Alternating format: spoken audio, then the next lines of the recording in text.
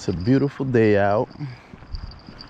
They done told me that they taking this dock out next week for the winter. Little windy, y'all can see the waves flapping all over the place, but I had some time, so I figured I'd come out here and see if they're biting. I mean, why not, before they take this dock out? So stay tuned. I'll put this video up with whatever I catch. Man, I wasn't even out here 2 minutes. Guys, so even in the wind, they are biting. All right, relax. Relax.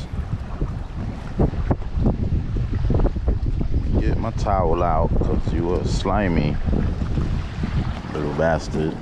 Stop flopping. Stop it. You're not gonna get off, bro. There you go.